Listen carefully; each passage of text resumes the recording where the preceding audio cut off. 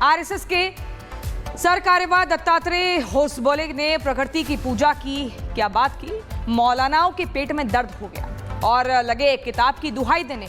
लेकिन हकीकत यह है कि प्रकृति को नमन करने की परंपरा हजारों साल से चली आ रही है, जिसका धर्म से कोई लेना देना नहीं है। आपको दिखाते हैं।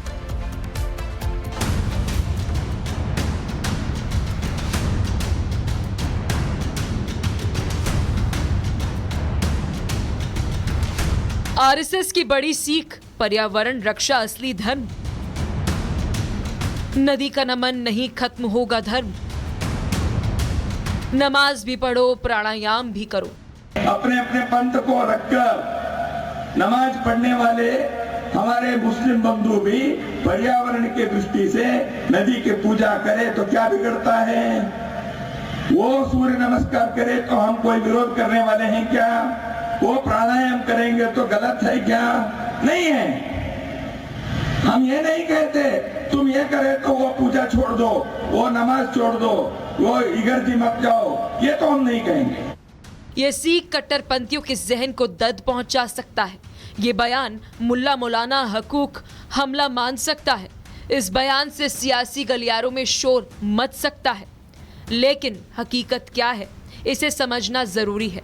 हर चीज को धर्म के चश्मे से देखेंगे तो जीना दुभर हो जाएगा।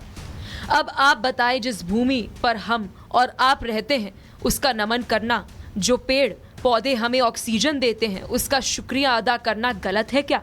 इतना ही नहीं, जो योग शरीर को चुस्त दुरुस्त रखता है उसे अमल करना कहाँ से गलत हो जाता है? लेकिन नहीं, देश के कट्टरपंथी सोच वाले हर कुछ एक किताब से जोड़ कर देखते हैं, जिसका नतीजा है कि आपसी विकार पैदा हो रहा है। और इसी विकार को विकास पथ पर लाने के लिए आरएसएस के सर कार्यवाह ने बड़ी सीख देने की कोशिश की।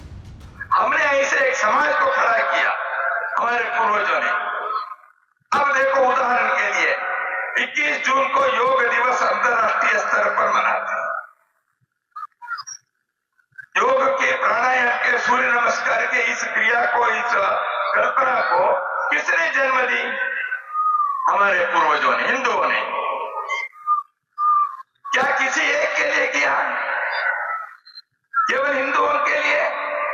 केवल भारतीयों के लिए? नहीं। हालांकि दत्तात्रेय होसबोले ने नमाज पढ़ने के साथ साथ पर्यावरण रक्षा की सीख दी, लेकिन कट्टरपंथियों को नमाज वाली बातें सुनाई नहीं देंगी। सिर्फ और सिर्फ पूजा वाली बयान और उनके कानों में गूंजेगी और फिर सिलेक्टिव नैरेटिव चलाकर अपनी दुकान चलाने की कोशिश में है। दत्तात्रेय होसबोले जी, हम भी आपसे कहते हैं कि आप एक काम करें, नमाज पढ़ें, व्यायाम के हिसाब से, वर्जिश के हिसाब से हमारे साथ नमाज पढ़ना शुरू कर दें आप। हम नहीं कहते आपसे कि नदियों की पूजा करना छोड़ो, सब कुछ करो, लेकिन नमाज पढ़ना शुरू कर दो हमारे साथ, क्योंकि ये भी वर्जिश का एक हिस्सा है।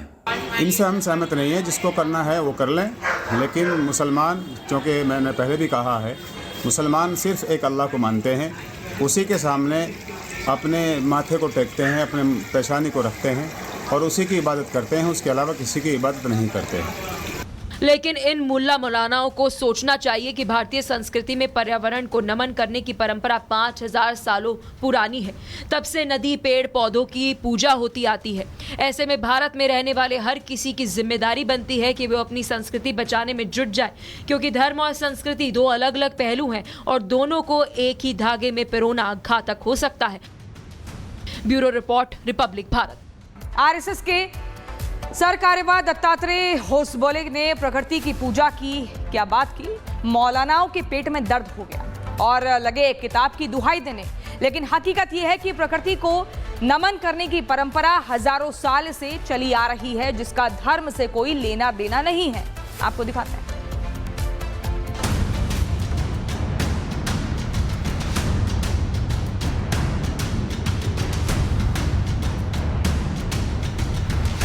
आरएसएस की बड़ी सीख, पर्यावरण रक्षा असली धर्म। नदी का नमन नहीं, खत्म होगा धर्म। नमाज भी पढ़ो, प्राणायाम भी करो। अपने अपने पंथ को रखकर नमाज पढ़ने वाले हमारे मुस्लिम बंधु भी पर्यावरण की दृष्टि से नदी की पूजा करे तो क्या बिगड़ता है? वो सूर्य नमस्कार करे तो हम कोई विरोध करने वाले हैं क्या? वो प्राणायाम करेंगे तो गलत है क्या? नहीं है। हम ये नहीं कहते तुम ये करे तो वो पूजा छोड़ दो, वो नमाज छोड़ दो, वो इगर्जी मत जाओ, ये तो हम नहीं कहेंगे। ये सिख कट्टरपंथियों के जहन को दर्द पहुंचा सकता है। ये बयान मुल्ला मौलाना हकूक हमला मान सकता है।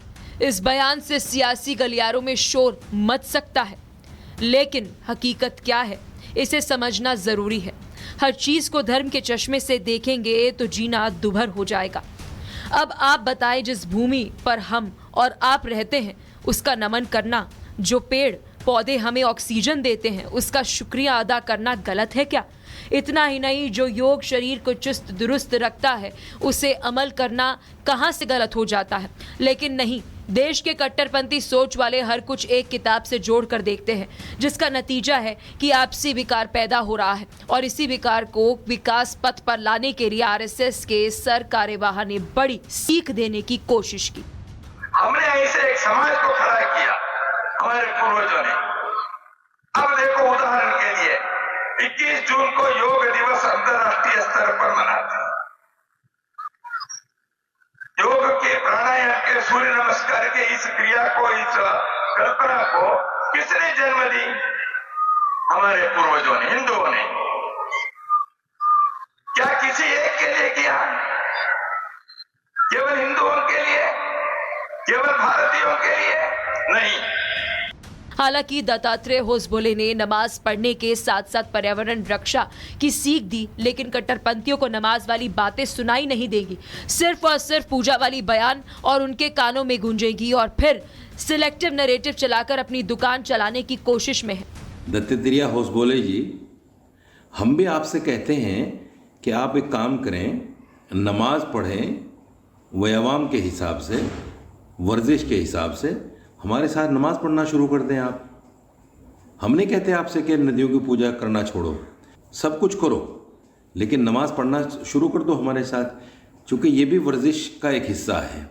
इनसे हम सहमत नहीं हैं। जिसको करना है वो कर लें, लेकिन मुसलमान, क्योंकि मैंने पहले भी कहा है, मुसलमान सिर्फ एक अल्लाह को मानते हैं, उसी के सामने अपने माथे को टेकते हैं, अपने पेशानी को रखते हैं और उसी की इबादत करते हैं, उसके अलावा किसी की इबादत नहीं करते हैं। लेकिन इन मुल्ला मौलानाओं को सोचना चाहिए कि भारतीय संस्कृति में पर्यावरण को नमन करने की परंपरा 5000 सालों पुरानी है। तब से नदी, पेड़, पौधों की पूजा होती आती है। ऐसे में भारत में रहने वाले हर किसी की जिम्मेदारी बनती है कि वो अपनी संस्कृति बचाने में जुट जाए, क्योंकि धर्म और संस्कृति दो अलग अलग पहलू हैं और दोनों को एक ही धागे में पिरोना घातक हो सकता है। Bureau report, Republic Bharat.